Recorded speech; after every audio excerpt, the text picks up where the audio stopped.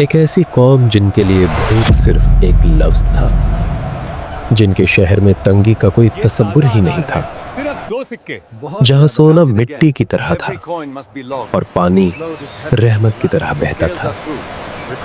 پھر سوچئے، صرف ایک چھوٹا سا چوہا اور مریم کا عظیم بندھ اپنی لکھی ہوئی تقدیر سے جا ملا۔ نہ فوج کا حملہ، نہ زلزلہ، نہ آسمانی بجلی، بس اللہ کا ایک حکم اور ایک رات، اور دنیا کی سب سے امیر سلطنت زمین کے نیچے دفن۔ یہ وہ واقعہ ہے جس کا ذکر اللہ نے خود قرآن میں کیا۔ یہ ہے قوم سبا، جنت سے جہنم تک کا سفر، اور یقین مانیے جو آگے آنے والا ہے وہ آپ کو اندر تک ہلا دے گا۔ قوم سبا عرب کے جنوبی حصے میں آج کے یمن کے علاقے میں آباد تھی، لیکن یہ کوئی عام قوم نہیں تھی۔ یہ دنیا کی سب سے زیادہ خوشحال قوم تھی۔ ان کی زمین زرخیز تھی، ہوا نرم تھی، اور بارش بالکل میزان کے ساتھ ہوتی تھی۔ مگر ان کی اصل طاقت، ان کا سب سے بڑا راز، مریب کا عظیم بند۔ یہ ڈیم اتنا عظیم تھا کہ اس کے ذریعے دونوں جانب پھیلے ہوئے باغوں کو پانی ملتا تھا۔ پھل اتنے زیادہ کہ مسافر جب وہاں سے گزرتا تو بھوک کا احساس ہی نہیں ہوتا۔ قرآن اس منظر کو خود بیان کرتا ہے۔ سبا کے لیے ان کے رہنے کی جگہ پر ایک نشانی تھی، دائیں اور بائیں 2 بار، اور پھر اللہ فرماتا ہے، اپنے رب کا رزق کھاؤ اور اس کا شکر ادا کرو۔ یہ صرف دولت نہیں تھی، یہ اللہ کی رحمت کا نظام تھا۔ اس مہینے مچھلیوں کا شکار بہت اچھا ہوا ہے۔ ہماری تجارت ہر مہینے بہتر ہو رہی ہے۔ شہر صاف، نظام منظم، لوگ امن میں۔ قرآن نے اس شہر کو کہا پاک شہر اور بخشنے والا رب۔ یہ تھی زمین پر جنت۔ اسی قوم کی سب سے مشہور حکمران رانی بلقس۔ تفسیر ابن کثیر کے مطابق بلقس ایک سمجھدار، باحکمت اور طاقتور رانی تھی۔ اس کا تخت عظیم تھا، اس کا نظام مضبوط، اور اس کی سلطنت دور دور تک مشہور، یہاں تک کہ اس کا ذکر اللہ کے نبی حضرت سلیمان علیہ السلام تک جا پہنچا۔ حضرت سلیمان علیہ السلام وہ نبی جنہیں اللہ نے ایسی طاقت دی جو کسی اور کو نہیں ملی۔ جنات ان کے حکم میں، پرندے ان کی زبان سمجھتے، اور ہوا ان کے لیے چلتی۔ انہوں نے بلقس کو خط بھیجا۔ قرآن اس خط کے الفاظ بیان کرتا ہے۔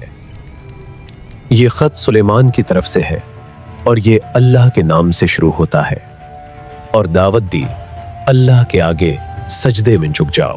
بلقس نے مشورہ کیا، تحفے بھیجے، سونا، چاندی، جواہرات۔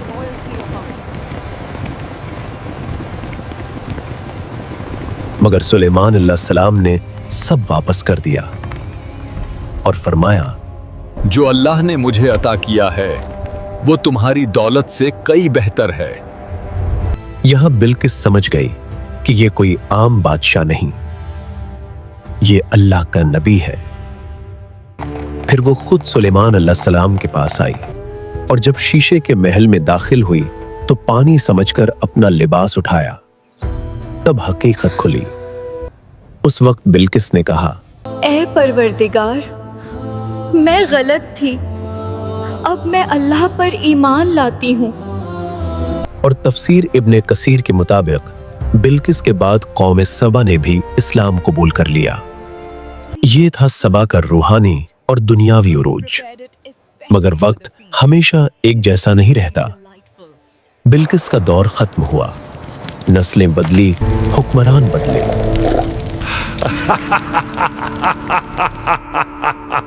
یہ باغ ہم نے بنائے، یہ بند ہم نے خود کھڑا کیا، یہ دولت ہماری عقل کا نتیجہ ہے۔ اللہ کا ذکر کم ہوتا گیا، और अपनी ताकत का नशा बढ़ता गया। अल्लाह ने उन्हें तबीह दी, नबी भेजे, मगर उन्होंने मजाक उड़ाया। नबियों ने उनसे कहा, ये बाग तुम्हारी अकल का कमाल नहीं, ये रब की रहमत है। अगर तुमने शुक्र छोड़ दिया तो ये रहमत तुम पर बोझ बन जाएगी। लेकिन कौमे सबा हंस देती। वो जवाब देते, तुम हमें डरा रहे हो? देखो, हमारा ये बांध पहाड़ों की तरह मजबूत है, क्या तुम्हारा रब उसे भी गिरा सकता है? नबी फिर अल्लाह जब कहते, पकड़ करता है तो वजह बड़ी नहीं होती, सिर्फ उसका हुक्म काफी होता है। अगर मगर अज़ाब कौम आना के चेहरों होता पर सिर्फ घमंड तो होता। कब का आ चुका होता। हमारी सल्तनत महफूज है, हमारा बांध लाजवाब है, हमें कोई तबाह नहीं कर सकता। साल गुजरते रहे। अल्लाह के नबी ने बार बार समझाया, रहमत कर बनने से पहले सुधर जाओ। हमारी बराबरी करने चला है, इसकी औकात ही क्या है। मगर उनके दिल पत्थर ही रहे। बंद से नबी नहीं, पुकारते रहे, अल्लाह से डरो। हमें आजाब से डरना बंद करो, हम अपनी ताकत और दौलत से उसे रोक देंगे। और यहीं से उनके जवाब का फैसला हो चुका था। कुरान यहाँ एक ऐसी बात बताता है जो अकल को हिलाकर रख देती है। अल्लाह फरमाता है, तो जब उन्होंने पीठ फेरी, हमने उन पर बंध तोड़ देने वाला सैलाब भेज दिया। रिवायतों के मुताबिक मरीब डैम की बुनियाद में चूहों ने सुराख करना शुरू किया। लोग देखते रहे, मगर घमंड में अंधे थे। ये बांध हमारी ताकत की निशानी है, ये चूहे इसका कुछ नहीं बिगाड़ सकते। फिर वो रात आई, लोग सो रहे थे, शहर खामोश था और मरीब डैम आखिरी सांस ले रहा था। पहले एक आवाज आई, फिर दूसरी,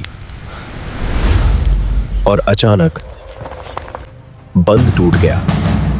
पानी जो कभी रहमत था, अब कहर बन चुका था।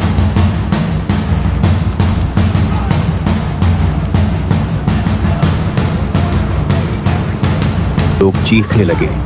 कोई बोला, बंद तो मजबूत था, मगर भागने का कोई रास्ता नहीं था। कुरान के अल्फाज है, फिर हमने उन पर बंद तोड़ देने वाला सैलाब भेज दिया। नबी की आवाज गूंजती रही, जिससे तुम इनकार करते रहें। या अल्लाह हमें बचा ले, हमसे गलती हो गई, मेरी मदद करो। उठती लहरें शहर पर गिरती गई, हर कोने को अपनी लपेट में ले रही थी। घर, बाग और बाजार सब एक साथ डूब गए। लोग चीख रहे थे, सिर्फ अपनी जान बचाने की कोशिश में। कुछ गिर रहे थे, कुछ लहरों में घुल रहे थे, और हर शोर सिर्फ कहर में घुल गया।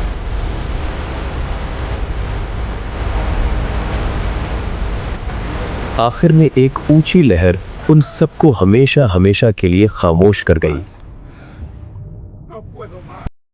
और फिर जो जमीन जन्नत थी, वो वीराना बन गई। बाग मिट्टी बन गए, घर बह गए, शहर के शहर खत्म हो गए, नस्लें खत्म हो गईं, सिर्फ वाकया रह गया। अल्लाह फरमाता है, उनके बागों के बदले कांटेदार झाड़ियां लगा दी गई। ये सजा क्यों थी? कुरान खुद जवाब देता है, ये सजा इसलिए थी कि उन्होंने नाशुक्री की। कौमे सबा दौलत से तबाह नहीं हुई, गुरूर से तबाह हुई। उनका जुर्म ये नहीं था कि वो अमीर थे, उनका जुर्म ये था कि वो शुक्र भूल गए। ये सब तो मामूली बात है।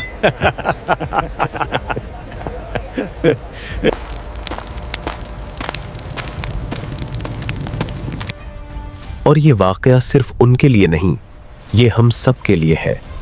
अगर अल्लाह की दी हुई नेमत अल्लाह से दूर कर दे तो वो रहमत नहीं रहती, अजाब बन जाती है। सोचिए, अगर एक छोटा सा चूहा अल्लाह के हुक्म से सल्तनत गिरा सकता है, तो हम किस गिनती में आते हैं? कमेंट्स में लिखो। दौलत या गुरूर किस चीज ने कौमों को तबाह किया? वीडियो को लाइक करो और चैनल को सब्सक्राइब